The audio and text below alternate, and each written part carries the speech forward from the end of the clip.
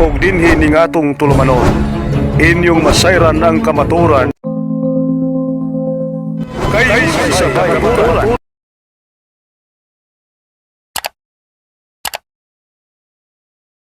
In the name of the Father, and of the Son, and of the Holy Spirit. Amen. Lord God, maraming salamat po sa araw na to. We thank you, Lord, because you are so good, you are so great, you are so merciful. Panginoon, maraming salamat po for Brother Edgar sa pagkakataong ito na mapahayag ang kanyang storya ng kanyang buhay dito sa ating storyang Katoliko. And we believe, Lord, that you meant this this moment to happen because you will use Brother Edgar to touch the heart of those who will listen to his conversion story. Today, we declare your power, victory over this interview. I know it will touch many souls, many lives, those who will hear, and the truth will set them free. And we ask, Lord, for your most precious blood to cover us as we conduct this interview and our family. Protect us from any kind of harassment or oppression from the enemy as we conduct this interview. And we also ask for the powerful protection of our Blessed Mother. Yes. Mama Mary, cover us with your mantle of love and protection. And we also ask for the powerful intercession of our spiritual father, Saint Joseph, terror of demons, and the Archangel, Saint Michael. In Jesus' name we pray. Amen. In the name of the Father, and of the Son, and of the Holy Spirit. Amen. Amen. Welcome sa ating online program, Storyang Katoliko. It is an honor to have you in our program. So thank you so much po, brother. Yes, bro. Maraming salamat po. Maraming salamat sa iyong invitation na makasali ako sa iyong program. Blessing, brother, na nandito ka ngayon para mapaunlakan mo kami, ma-share ang naging story mo. Yung naging conversion story mo. At sabi ko nga kanina ay first time kita nakita nung during yung 2020 yun or tama 2020 no? Yung 2020. interview ko kay Father Darwin. So katabi ka niya noon eh. Yes, bro. So yan.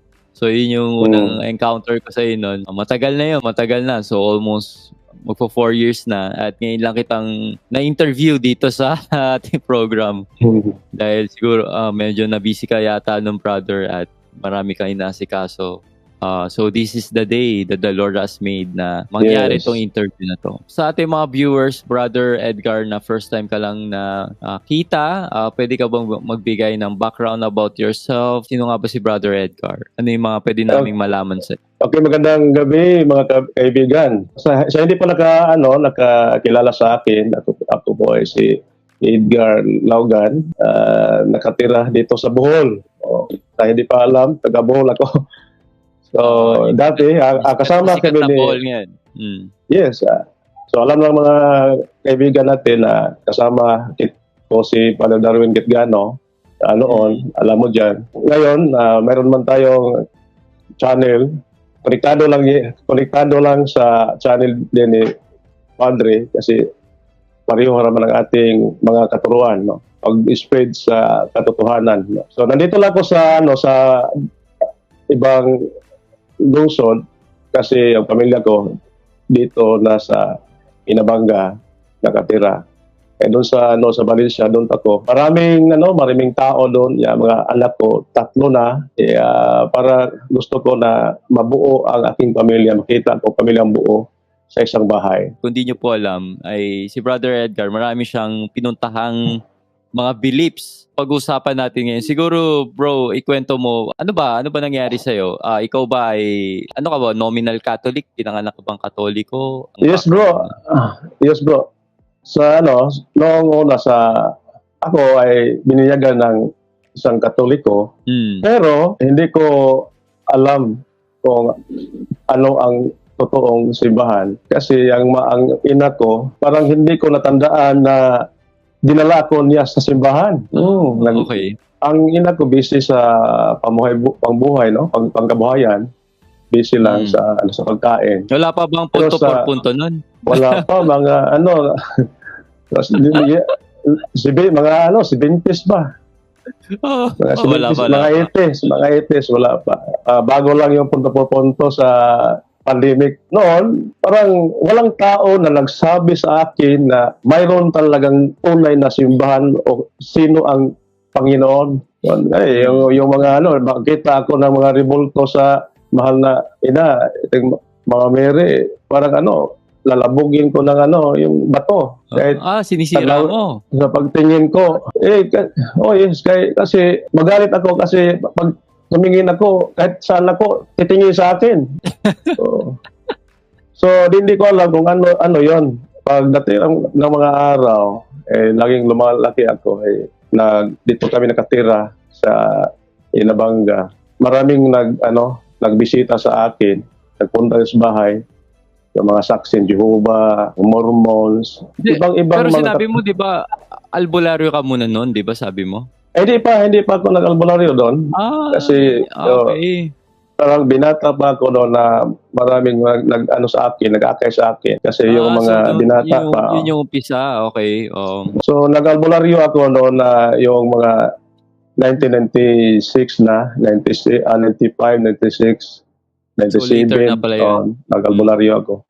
Kasi ang ina ko ay mayroong ibang asawa. Namatay yung ama ko, nag-iba ng asawa. So mayroon siyang librito. Ano ba yung librito? Yung booklet na mayroong bulong-bulong. Parang alam mo yung bulong-bulong? Hindi. Yung bulong-bulong? Hindi mo alam yung Hindi ko alam. Yung orasyon. Orasyon. Okay. Orasyon na hindi maintindihan. Yung gagamitin sa albularyo okay. Toto. Yan ang ginamit ko na yung orasyon para sa pagpagaling ng mga may karamdaman. So, nagmisyon ako nagmisyon ako para gusto ko magkatulong sa mga may karamdaman. Nagpunta ako doon sa Cebu, sa probinsya ng Cebu, sa Karkar, isang lungsod noon, ngayon city na. Yes. Alam na ng may pinsan ako doon ako nakatira. So mayroon akong mga pasyente doon. Ang aking kapatid, sinabihan niya ako na wag mo nang ituloy yung panggamot mo kasi wala kayong hindi ako maghingi ng pera po. Hindi ako maghingi ng pera pangbayad. Nakita sa magulang ko na parang wala ako. O kaya magkaroon ako ng pamilya, wala akong pera. So gusto sa magulang ko na magtrabaho ako. Nakapasok ako ng trabaho. Pero hindi nagtagal. Babalik naman ako dito sa amin ito sa probinsya, sa Bohol. Mayroong talagang sa aming barangay na 31 days or 15 days ba yung Seventh-day Adventist. Yung parang meron silang Bible rally sa aming barangay. Ako masyadong marami akong katanungan sa kanila. Lahat nasagot sa isang pastor ni Pastor Jason. Alam nila mga kasamahan ko dito, mga SDA. Pastor Jason. Lahat ng mga katanungan ko nasagot. Parang na-amiss na ako sa Seventh-day Adventist kasi parang sila ang mas magaling sa Bible. Yung kanang Saksi Jehovah noon, Mormons, parang hindi talaga magaling sila. Sa akin, parang maganda talaga yung simbahan. Ngayon, ang pastor ay sa akin. Tatlo doon kami sa kwarto ng barangay hall. Doon parang lahat ng gi-brainwash yung isip ko sa dalawang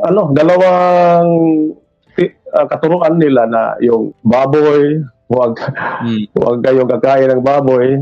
Binasa sa Biblia. Parang totoo talaga.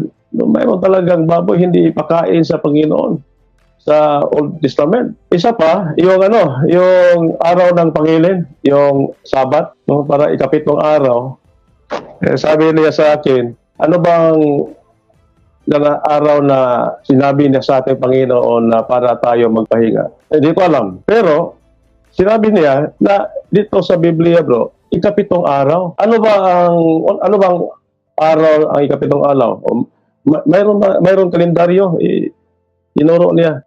Saturday, anong araw ang pahinga ng Katoliko? Sunday. So dito, parang na iba ang isip ko na ang simbahan Katoliko talaga ay parang hindi na totoo. Kasi kumakain ng baboy, sa Biblia, gibawal ang baboy. Bakit ang Katoliko parang hindi nila sinunod yung mga katuruan ng Panginoon. Sa araw ng Pangilin, Saturday, parang tama sila. Yes. So yung tatlo kami, parang na-brainwash ako noon. Pag-uwi ko sa bahay, pista, pagkatapos ng mga buwan, mayroong pistang nangyari sa amin. Hindi na ako kakain ng baboy. Yung ina ko may baboy na kinatay.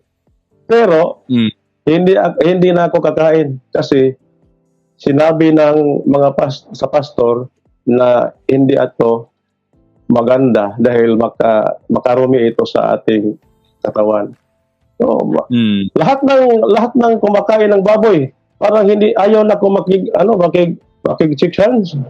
Di ba? Kasi para sa akin, madumi sila dahil kakain sila ng madumi. Pati ina ko, madumi na para sa akin. Yung mga pinggan sa aming bahay, kung anong pinggan na mayroong ginagamit ito sa nilagyan ng baboy, para sa akin, kahit anong gawin mo na lagyan mo ng sabon at joy, para sa akin, hindi na ito madumi na para sa akin.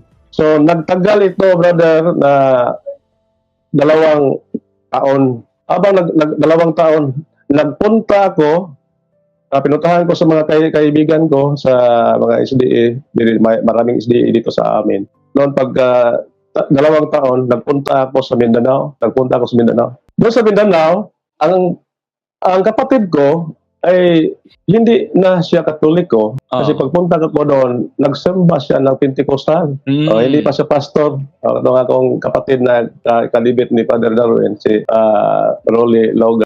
Kapatid ba yun? Yes, yung pastor na Pentecostal, yung nakaharap ni Father Darwin sa dibit. Kapatid mo siya? Kapatid ko. So doon, pagpunta ko doon sa Mindanao, ang kapatid ko ay iba na ang kanyang simbahan, yung kanyang pananampalataya. UPC, United Pentecostal Church. So noon, inakay ko na sa kapatid ko para magsimba sa kanilang simbahan. Siyempre, kapatid, parang mayroong nagsimba ako. Ilang Domingo ko nagsimba doon sa Pentecostal. Parang na-miss ko na yung pagka Pilimiro ay parang hindi pa ako magkasabay kasi mayroong iiyak, mayroong yung katawa. Pero nagkatagal yung nagpatuloy ako sa pagsimba sa Pentecostal. Parang sasabay na ako. Yes, Lord. Hallelujah. Yeah. Kung anong galaw nila, yung anong ginawa nila, ginawa ko rin. So ngayon, habang mayroon talagang nag-akay sa akin na Iglesia ni Cristo. Pero bago ka pumunta doon sa Pentecostal, bro, di ba SDA ka, so buti hindi nagpa-follow up sa'yo yung mga kasama mo doon. Nag-attend ka doon sa SDA. Parang convinced ka doon sa SDA noon. Buti napapay ka kagad sa Pentecostal. Yes, parang lang ako sa kapatid ko. Gusto lang niya nga kasama ko. Sabi kapatid ko. Gusto ko lang samahan siya. Yung practice namin ng hindi kakain ng baboy, talagang ayaw. Ayaw ko lang. Patuloy pa rin. Mayroon rin nag-akay sa akin ng mga iglesia. Doon sa Carmen Davao, doon kami nagsimba sa kapatid ko. Yeah, mayroon namang yung Hindi sa Carmen sa sa Bohol, hindi. Sa Carmen Yes, Davao. Nagpunta ako doon sa Kuan kasi Domingo sa Pentecostal, Biyernes naman sa iglesia, o mayroon namang Domingo. Parang hindi ako nagtagal doon sa sa kanang yung iglesia ni Cristo. Kasi ang gusto ko lang doon yung matuto ako mag karate. Kasi Sabi mo, mga kasamahan ko doon pagkatapos ng simba punta kami doon sa kabila sa yung likuran sa simbahan, nandun ang mga kagamitan doon. Pero hindi nagtagal brother kasi mayroon talaga akong kaibigan na babae na isang Katoliko na akong graduate sa isang seminar na tinatawag na PLS. Ito ay Parish Leadership Seminar, isang Katoliko na seminar. I-invite ko niya. Ang sabi niya nga, punta ka doon. Kasi pag yung buwan na yan, babae, pagkatapos ng babae, sa sunod buwan, lalaki na naman, mga youth. So kasama ko doon. Sinabayan ko lang siya kasi na ako sa kanya kay parang shoot ako yun, yung babae. Ang gusto ko lang parang anong gusto niya, ibigay ko lang sa kanya kung anong gusto niya. Isa Katoliko, katekista. Ngayon, 4 na araw ang seminar, Huwebes, Biyernes, Sabado, hanggang Linggo. So ngayon, doon sa 4 na araw, doon ko nakita ang tunay na simbahan. Dahil yung seminar na yan, sa 4 na araw, sa araw ng Linggo, mayroon talagang open forum.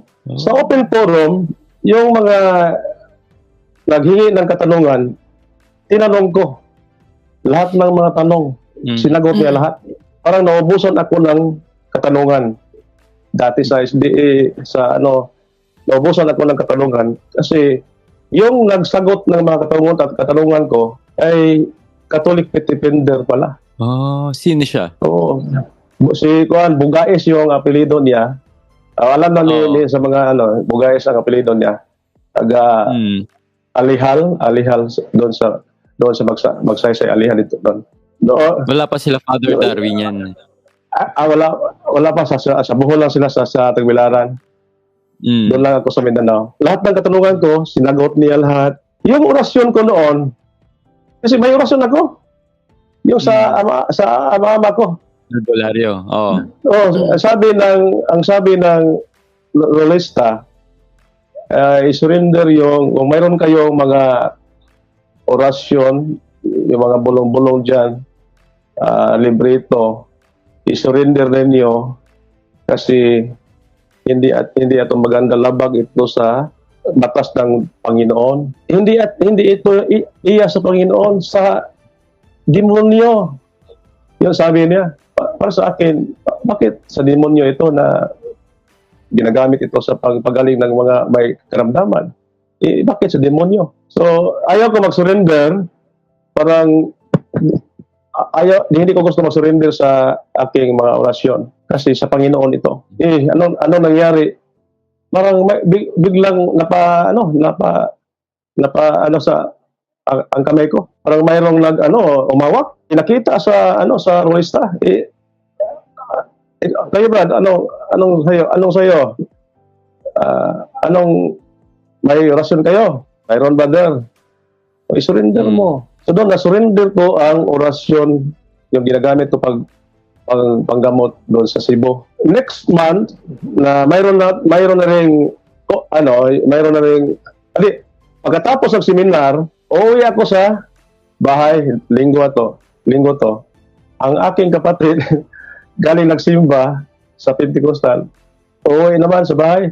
Isa lang bahay ang tinitirahan namin. Nagalit ang aking kapatid kasi pag uwi ko galing sa seminar, pinadalhan kami ng rosaryohan at yung papel, malpaper na mayroon talagang nakadrawing na rosaryo at yung mga prayer. Hindi pa ako sa rosaryo. Hindi ako magaling sa rosaryo. Yung maghimaya, yung maghimaya ka Maria, Santa Maria, ano Tagalog ron.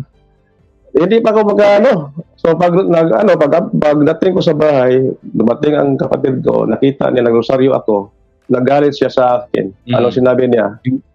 Ito yung pastor. Tinulungan na yung hindi pa siya pastor noon. Hindi pa siya pastor 1998, hindi pa siya pastor 1998. Sinabi niya sa akin nga, tinulungan na kita para mahanap mo ang tunay na daan patungong langit. Bakit iniwan mo? Ayun sabi niya, maimpierno ka. Maimpierno ka. Yung sinabi niya. Grabe. So, sinagot ko siya, brother, kung ako ay may impierno, ikaw ay malangit. Ahawak lang ako sa paa mo para mapunta ako sa langit. Ano sabi niya? Tadyak ka tayo. Tadyak ka, ano sa Tagalog? Yung patira sa Bisaya. So, hindi ko makalimutan yung sinabi niya. Pero, parang itong sinabi niya, parang ito ay nag-encourage na ko, parang naano ako, magpatuloy ako sa Simbahang Katoliko. Sinabi ng CFD, ng Simbahang Katoliko, ito ang tunay na itinatag ng ating Panginoon. Sa paglipas ng mga araw, mayroong seminar, ako naman ang ginawang assistant ni Bugais. Ako na ang sa blackboard, yung magbasa sa mga teksto, kung mayroon siyang open forum. So, parang natuto ako, no? Natuto na ako sa Bible at sa mga teksto. Yun, nagpatuloy ang aking pagka-CFD noon hanggang ngayon. Pero pag uwi ko sa Bohol, 1998, pagka 1999, pagka 1999, gusto kong uwi sa Bohol kasi sinabi ng mga pastor na matapos ang mundo pagka 2000. Diba? Alam mo yung mga sinabi ng mga pastor? Yun, uwi ko, baka totoong mangyari na matapos yung sa libutan. Ngayon, uwi ko pagka 2000. Pagka 2000, dito ako sa New Year sa 2000. Naghintay ako sa katapusan ng mundo. Pero walang nangyari. Walang nangyari. So, alpak talaga. Ngayon, pagka 2000 to 2001, mayroong talagang nag-mission dito sa amin. Alam ng mga kapitbahay na isang misyonero na nagpagaling, ginamot ang mga may karamdaman doon sa amin. Parang na-miss ko yung power niya. Hindi ko alam kung anong klaseng power. Kasi mag-opera siya na walang samad. Ano yung Tagalog yung walang sugat, no? Oo. Mag-opera, spiritual. Parang narinig ko yan. Ngayon, ang mga kaibigan at yung mga uncle ko yung mga pinsan, parang napagaling talaga yung mga karamdaman nila. Sinabihan ko yung misionero. Sa brother, pwede bang makatanggap sa paano gusto ko matutunan yung power niyo. Para sa akin, parang sa Panginoon yung power niya galing sa Holy Spirit. Sabi niya, okay, brother, tulungan kita para gusto mo magpagaling ng mga may karamdaman. Okay. So ngayon, hindi ko alam ang grupo. Hindi ko alam kung anong klaseng grupo. So ngayon, nag-eskwela ko ng tinatawag na Kabalastik. Alam mo yung Kabalastik, bro? Hindi. Yung Kabala, yung sa katawan ng tao. Parang ang lahat ng mga parang mag-diagnose sa katawan ng tao kung ano ang karamdaman niya. Yan ang Kabalastik. Yun yung training So, nila. yan, training. 24, 24 may mga estudyante matud sa kuan, master. Ako lang daw Libre yun. ang libre. Yun, brother. Madali lang. Ako lang daw ang sabi ng master ko, ako lang daw ang nakatanggap ng yung Gift. Holy Spirit. Gift galing sa Holy Spirit. Wow. Kasi Yeah. na ako na parang mas dali ko lang na natuto yung tinuro niya sa amin. Nakatanggap daw ako ng Holy Spirit, tinulungan daw ako sa Holy Spirit. So ngayon, pag-graduate ko sa PBMA talaga. Nagbigay siya sa akin ng librito, yung mga gamit ko sa pagpanambal. So ngayon, pag nagpunta siya doon sa Leyte, ako naman ang magtambal ito sa chapter namin dito sa Bohol. May silingan ako doon, may kapitbahay ako dito doon, yung ang kanyang ama, aking pasyente. Yung ina ni Brother JC Bisira noon, alam niya yan, nagpunta siya doon. Ina ni JC Bisira. Kasi ako lang ang naggamot pag wala siya dito sa Bohol. Punta siya doon sa Leyte. So ngayon, ang dahilan, ano ba ang dahilan kung bakit ako bakit iniwanan ko yung PBMA? Dahil sa damgo, mayroon akong panaginip na palagi lang nakita ko sa panaginip yung may tao na mayroon siyang pinagaling, ginamot niya ang isang tao. At nakita ko yung tao, mayroong babae, tinanong ko, Manang, sino ba yung tao niyan? Sabi ng tiguang, hindi mo alam. Ito si Dr. Jose Rizal. Nox. Nakita ko palagi si Dr. Jose Rizal sa panaginip ko.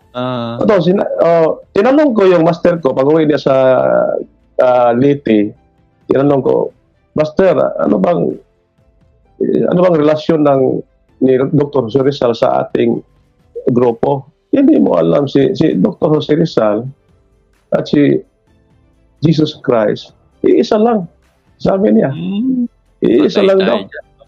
Ngayon, noon, parang nag-ano ako sa sinabi niya, parang alam ko na si Jesus Christ. Alam ko rin si Dr. Jose Rizal. Bakit si Dr. Jose Rizal at si Jesus Cristo, iisa lang, persona? Parang naano ako na parang alanganin na ako sa PBMA. Nagpunta ang kaibigan kong albularyo doon sa Sagbayan sa San Ramon. Sa San Ramon, alam na, mayroong PBMA sa San Ramon. Nagpunta dito sa chapter namin. Sabi niya, bro, salamat sa Diyos, bro. Bakit? Anong nangyayari? Kung hindi pa ako nakatawag sa pangalan ni Dr. Jose Rizal, kung hindi pa niya binanggit yung pangalan ni Dr. Jose Rizal, nahulog na yung habal-habal na sinakyan niya sa ilalim ng bro, ikaw matagal ka dito sa PBMA, bro. Sabi mo sa akin ng totoo. Sino ba si Dr. Jose Rizal sa PBMA? Si Dr. Jose Rizal, Jesus Christ, isa lang yun. Tinanong ko siya, hindi ko nakatanong sa aking maestro, tinanong ko siya, bakit nakasabi ka na si Dr. Jose Rizal, isa lang? Sabi niya, di ba, si Jesus Christ, pinatay, hindi siya lalaban. So, yes, yun si Dr. Jose Rizal, pinatay din, hindi lalaban.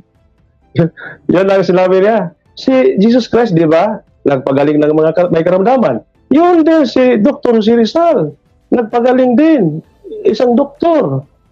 Yan sinabi niya sa akin, parang nagduda na ako sa PBMA, sobrang duda na ako sa PBMA. Kasi alam ko si Dr. Jose Rizal, hindi ito Di ba, dito, physician? Para sa akin, physician ba si Dr. Rizal, bro? Yan? Para sa iyo? Oo, doktor siya. Sa research mo? Doktor, oo. Pero para sa akin, parang para sa akin, sa akin natutunan noon, parang doctor of philosophy lang siya. Di ba? Para sa akin noon, bakit napagaling siya?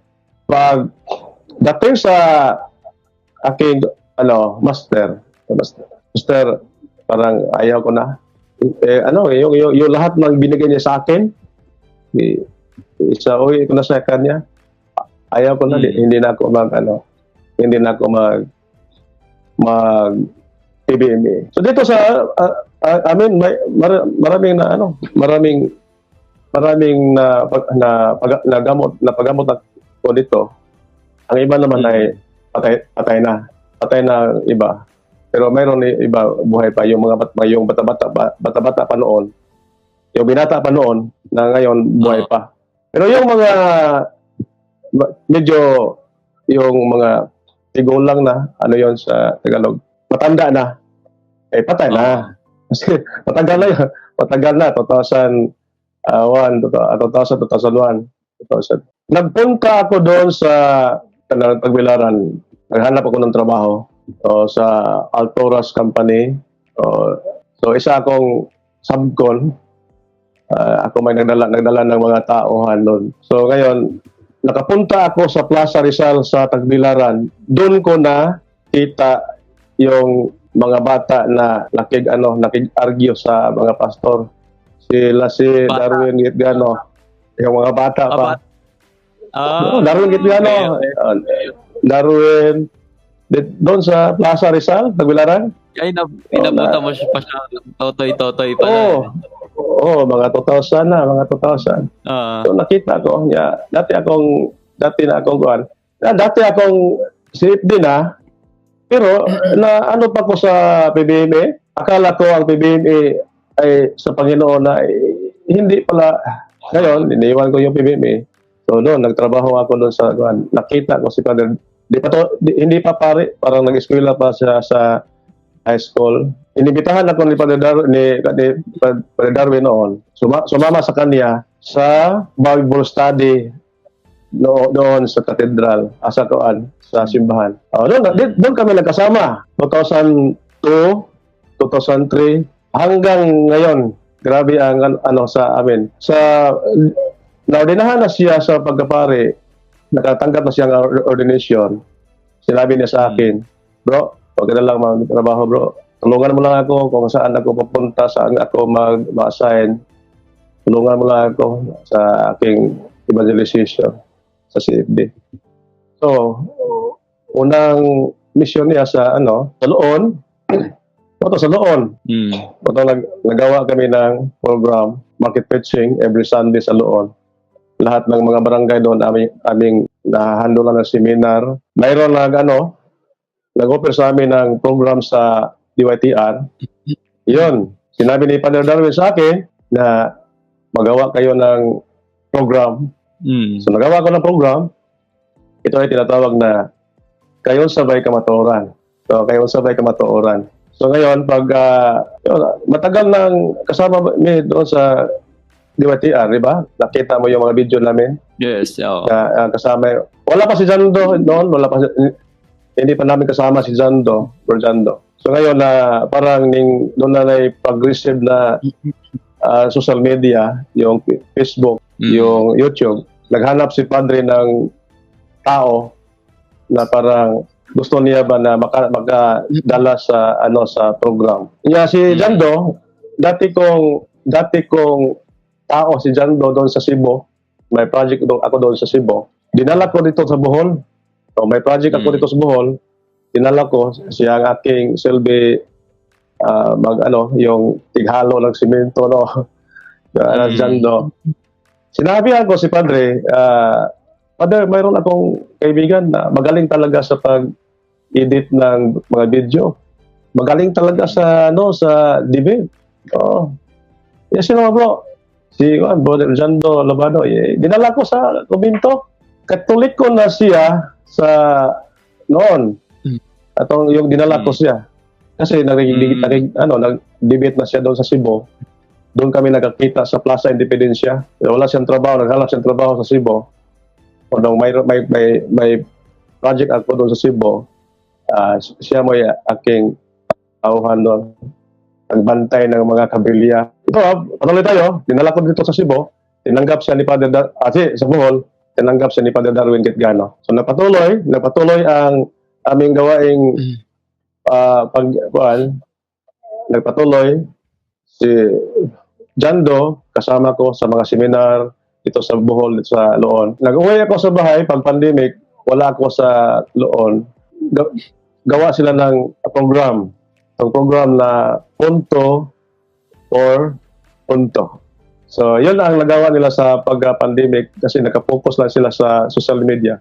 Bawal noon ang nandiyan pa yung mga bata, di ba? Yung dalawang batang babae. I-train namin sa yung youth, no, save the youth. Dyan. Di ba, inibitahan ka ni Father Darwin para ang pakay namin para mas lalong yung mga tao na makakakuha kami ng mga viewers kasi malakas ang ano mo, di ba? Yung influensya mo sa social media. So, kinuha ka namin para makatulong ka sa aming programa sa social media. So, maraming salamat sa iyo, bro, doon. Katulong ka sa programa namin. Thank you. So, ngayon, malaki na ang punto por punto. So, pagpunta namin sa nagbalhin si Padre doon sa Valencia, doon din kami.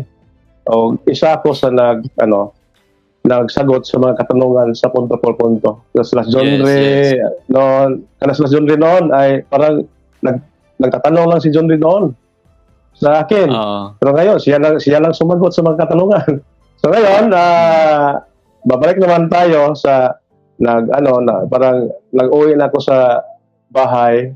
Gusto ko na ang aking pamilya mabuo. So gusto ko rin nga magkaroon ng personal na programa para mapatuloy ang aking evangelization, aking yung mission ko bilang isang Katoliko. So kasama ko, hindi ko alam na ang aking misis, magaling talaga sa sa editing, magaling sa noong una, yung mga video ko noong una, mayroon akong mga debate, ang tig-edit si Jando Alabado.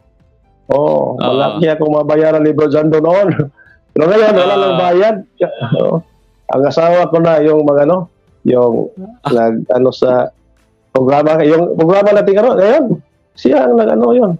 Hindi ko alam yung mga kagamitan dito. Pero sumasagot din ba ng yung wife mo sa mga tanong sa Katoliko? Sumasagot yes, mayroon, sa mga debate? Mayroon talagang mga katanungan dyan sa comment section. Yes, siya ang sasagot. Kapag hindi na niya alam, siyempre, ako naman ang magpatuloy pagsagot. So, yun ang mga parang ang Panginoon talaga, binigyan ako niya ng partner na parang mapatuloy ang aking, mas lalong gumagaling pa ang aking yung mission sa social media. Curious ako, brother. Di ba nakadebate ni Father Darwin yung kapatid mo? Kamusta naging relasyon nyo nun? Okay ba kayo? Nag-uusap? Paano naging sitwasyon nyo ngayon? Noon, ang aking kapatid ay parang galit siya sa akin kasi panganay niya na babae, yung pastora, yung, di ba, lagi sinasabi na pastora, ay parang nakatanggap siya ng bautismo kasi nag-desisyon siya na magpabautismo sa Simbahan Katoliko. Kahit pastor ang kanyang ama, lumipat siya. Sinabi ko sa kanya na huwag kayong magpabinyag kung walang paalam o walang pahintulot sa kanya, sa iyong ama. Pero mayroon man silang parang doon ay gap nila noon. Siyempre, mayroon siyang kung nga nagdesisyon siya. Hindi basta-basta na magpabinyag lang siya na magdesisyon lang siya. Mayroon talagang ginagawa natin na catechism, adult catechism. So na-miss niya ang Catholic faith. Kung nag-decision siya na magpa-bautismo, magpabinyag kasi alam niya na ang Simbahang Katoliko ang tunay na iglesia na ang Panginoon ang nagtayo. So nag-decision siya magpabinyag. So ang nagbinyag sa kanya si Father Darwin Kitgano. Si Father Darwin Kitgano. At si Father Darwin pa rin ang kanyang ninong. Yes, Yung- pagbibinyag. So, yan ang nangyari. So, galit talaga ang aking kapatid. Nagagalit talaga sa akin. Ngayon, gusto niya na naghanap ng paraan ang aking pamangkin na parang mas mabuti ang aming relasyon sa bilang isang kapatid. Nag-uwi siya sa ilang bahay. So ngayon, nandun na ang kanyang, dito sa amin nagkatira to. Nag-uwi na siya doon sa kanila. Maayos na din ang kanilang relasyon at sa amin bilang magkakapatid, maayos na din. Nagpunta siya dito sa bahay namin, nagpa-picture kami. Noon, nakita mo na mayroon akong nag-post na 3 kami sa aking kapatid. And okay na yon. So, wala nang problema sa amin. Pero yung nag-debate sila ni Father, okay kayo nun? Hindi pa masyado na okay kami. Kasi mayroon pa siyang galit noon, pero ngayon wala na. Nandun ka nung mismong debate, no? Yes, doon to sa tabi lang ni Father Darwin. Kung makita mo sa nag-support ko ni Father Darwin, pero hindi ko nagpunta to sa aking kapatid. Iba kasi sila ng simbahan. Then, dito tayo sa pare. Kasama natin. Praise God kasi okay na kayo at hindi nyo na napapag-usapan ng tungkol sa mga beliefs nyo, pananampalataya. Wala nang ganun. Para sa akin, huwag na lang tayong mag-ano sa relihiyon. Iba na lang. Respeto na patuloy, lang. Respeto na lang. Bilang magkakapatid, ipatuloy lang natin ang ating pagmamahalan sa isa't isa bilang magkakapatid. Yeah. Dahil kung ang relihiyon ang ating pag-usapan, hindi talaga kami magkasundo. Hindi kami magkasundo pag relihiyon na ang pag-usapan. Walang makita kami, wag na lang tayo disagree. Mag-touch sa relihiyon natin. Ang Panginoon na bahala sa atin. Pagmamahal na lang ang pangibabaw. Pagmamahalan. So, respeto na lang unta. Yun naman sabi ni Paul, di ba? Wala lahat yan. Yung kahit magaling ka daw mag-preach, kahit ano pang mga gifts mo meron ka, kung wala kang pagmamahal, para ka lang daw maingay na lata. Walang laman. Sa Bible, brother, Erjan, ganun. Okay na pag sabihan mo yung tao na hindi alam sa katotohanan. Pag ayaw nila, wag mong pilitin. Wag mong pilitin. Basta alam na niya, okay na. Yes. Tapos na ang mission mo. Tapos na ang mission mo. Ipaalam lang sa kanila kung ano ang katotohanan. Pag ayaw nilang maniwala sa iyo, wag mong pilitin. Ang Panginoon na, ang Holy Spirit na ang bahala dyan. Yan ang nasa puso ko. Yung mga may kapatid na mayroong ibang sikta, yung mga ibang sabihin mo lang. Ito ang katotohanan, huwag mong pilitin. Kung ayaw nilang maniwala, huwag na lang. Bahala na ang Panginoon. Pero tapos na ang mission mo. Pero nakamove on ka na sinabi niya sa'yo na may impyerno ka. Pero yung statement na yan ay parang nag-encourage na sa akin ng mabuti na mag-iingat ako palagi. Ipakita ko sa Panginoon, ipakita ko sa Kanya na totoo talaga itong simbahan na ito. At hindi tayo ma-impyerno kung manatili tayo dito. So wala pa mang judgment. So ang Panginoon na lang, kung nasa impyerno ako, bahala na niya. At least alam ko na ang Simbahang Katoliko ang totoo. Alam ko na ang kanilang simbahan ay totoo. O niya, iniwan ko, may impyerno ako. Pero alam ko na ang Simbahang Katoliko ay totoong simbahan, bakit ako may impyerno? Ha? Sabi ng ating Panginoon diyan sa John 6, di ba? 60. Maraming umali sa kaniyang simbahan, sa kaniyang pananampalataya. Sabi sa Panginoon, "Oy kayo, iwanan mo ba ninyo ako?" Sabi ni Pedro, "No Lord, nasa iyo na ang lahat. Wala na kaming hahanapin pang iba, nasa iyo na ang lahat." So usa na siya ka mensahe na dapat tayo manatili sa simbahang Katoliko dahil dito si Kristo. Yan ang katawan ni Kristo. Si Kristo ang ulo. Yan. Huwag mong hiwalayin ang katawan at yung ulo. Dito ka lang sa katawan niya. Kung saan ang ulo, diyan ka lang sa katawan niya. Huwag kayong magpunta sa ibang katawan na hindi niya katawan. And sa ating mga viewers, brother, na medyo nananamlay at nanlalamig or nagdududa sa kanilang pananampalataya, ano bang pwede mong mapayo sa kanila? So sa lahat ng nagduda sa ating pananampalataya, kung narinig mo ninyo yung mga nakaraan ko, maraming mga pastor na nag-akay sa akin, pero hindi ko narinig sa kanilang bibig na ang kanilang simbahan,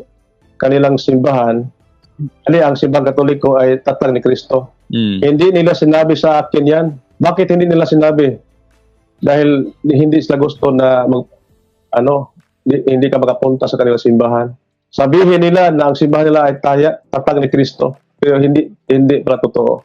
Marami akong simbahan na napuntahan, pero pagdating sa katapusan, yung binyag nga natanggap ko noon, yun pala ang tunay. Dahil yung binyag nila ay binyag lang ng registrasyon ng kanilang simbahan, hindi ito totoong binyag. Kasi sila hanap ng katotohanan sa iba, pero babalik pa rin sa akin. Nagbalik pa rin. Buti na lang yung registrasyon ko sa simbahan, hindi na-delete. Yung iba dyan,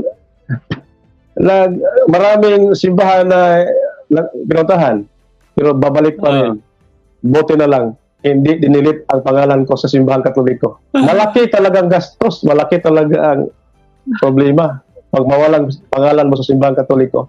May nagtanong sa akin, naubusan ba daw ang populasyon sa simbahang Katoliko 1.8 billion dahil marami ng mga sekta ngayon? Ang sagot ko, brother, hindi naubusan ang simbahan. Kasi maraming nagpunta sa ibang simbahan pero ang kanilang pangalan nandyan pa sa simbahang Katoliko. Membro pa sila. Di ba? Yes. Membro pa sila. Once you are baptized. Hindi tayo naubusan na patuloy ang ating membership. Siguro, konti na lang ang iba na nagpunta sa simbahan pero ang pangalan nila bilang Kristiyano nandyan pa. Pero magbalik pa rin sama sa aking sarili, magbalik pa rin. Kahit marami pa ang simbahan na pinapuntahan nila, magbalik pa rin sa simbahan. Dahil sinabi natin, Panginoon, sa John 10:16, di ba? Ano sabi? Mayroon akong mga karnero, mayroon akong mga tupal sa iban. Mayroon akong mga tupal na wala dito. Tawagin ko sila para maisa na lang sa isang kawan. Amen. Yun ang sabi sa ating Panginoon. Marami ng mga converted pastors, sila si Paul Alema, Noedora, so marami sila na tinawag sa ating Panginoon. Kasama na, pero hindi pa sa ngayon siguro. May may araw pang Panginoon lang ang bahala. Diba? Yung mga bagiitan ng mga pastor noon, diba to si Scott Hanos, itong mga yung yung ipang-interview mo? No? Yes. Mga banggitang, mga pastor. Pero nagbalik loob sa simbahan Katoliko. Kini ang Bayotas, Rosby Bayotas. Yes, Rosby. Si Sunny Hagos. Kilala mo si Sunny Hagos? Si Ronnie Badrone, itong kasama ni Bad Paul. Walang problema. Dahil ang Panginoon ang bahala. Gawin lang natin ang ating gawain, dapat natin gawin, is siwalat natin ang katotohanan. Kung narinig nila, kung ayaw nila, huwag mong pilitin. Siguro, last question, why you love being Catholic? Bakit mahal mo ang pagiging Katoliko mo? parang hindi ko mahal ang Katoliko dahil hindi ko alam. Dahil mahal ko ang Katoliko dahil alam ko na yung simbahan na yan ay yung katawan ni Kristo. Pag mahal mo si Kristo, manatili ka dito. Di ba? Mahalin mo ang Panginoon. So, kung mahal mo ang Panginoon, bilang Panginoon mo, dapat dito ka lang sa yung yung mystical body of Christ. Yung mystical body of Christ, ito ang katawan ni Kristo na makita natin. So, dito lang tayo. Mahalin natin ang Panginoon at kainin natin ang kanyang katawan, yung Eucharistia. Ito ang makapagbigay sa atin ng buhay na walang hanggan. Matugpas sa John 6:51 to 54. Kung nandyan ka sa ibang sekta, makatanggap ka ba ng yung buhay na walang hanggan? Ang katawan ni Kristo, ito ay baon natin para makapatuloy tayo sa ating journey doon patungong langit. Kung wala kayong baon, anong mangyari? Ma-heart attack kayo, wala kayong pagkain. So binigyan tayo sa Panginoon ng baon na para makapatuloy tayo sa ating paglakbay patungong langit. Yung katawan sa ating Panginoon. Yun ang sagot ko. Dahil mahal ko ang Panginoon, dito lang ako manatili. Yun, miyembro ako sa katawan ni Kristo o kakain ako sa katawan ni Kristo. Dahil mahal ko ang Panginoon. Pag hindi mo mahal ang Panginoon, alis kayo. So lahat ng umalis, hindi nila mahal ang Panginoon. Sinabi na, Lord Jesus, hallelujah, hallelujah. Praise the Lord, hallelujah, praise the Lord. Pero iniwan nila ang katawan ni Kristo. Dapat tanggapin mo si Kristo. Buong Kristo. Ulo at kanyang katawan. Di ba? Yan ang masabi ko ngayon. Baka pwede mo i-promote sa ating mga viewers yung YouTube channel at yung Facebook page mo na ano ulit pangalan ng Facebook page mo, brother? Sa Bisaya. Kayon sabay kamatuoran. Ayun. Please yung mga yung mga basher ko dyan at sa hindi basher. Yung basher niya. Mayroon sa Reels ko. Mga kapatid natin na mga SDA. Parang galit siya sa akin yung mga Reels ko. Kasi talagang sila ang parang nasaktan sa hindi naman natamaan sila pero okay lang yon kasi katotohanan naman ang ating sinasabi, di ba? Sinasakal mo sila ng katotohanan. Okay lang yan. Okay lang para sa akin. Hindi naman ako nagpersonal sa kanila kung anong ginawa nila. Okay, share na lang sa aking comment, share, follow sa aking Facebook page, Kayon Sabay Kamatuoran. Ano ba ang katotohanan? Or what is truth? O sa aking YouTube channel, Kayon Sabay Kamatuoran. Meron na tayong 1,000 subscribers, bro. Erjan? Wow, congrats. Yeah. Sa aking Facebook, Edgar Jenisan Laugan. O huwag niyong kalimutan ang ating mahal na kapatid na channel, ang bro Erjan Milag, Erjan Milag TV sa iyang page, no? O sa YouTube channel, sa ito yung bro? Yes, Facebook and YouTube. So, i-follow, i-subscribe ang iyang channel. Kini si bro Erjan Milag, o saan siya nag-promote sa Punto por Punto.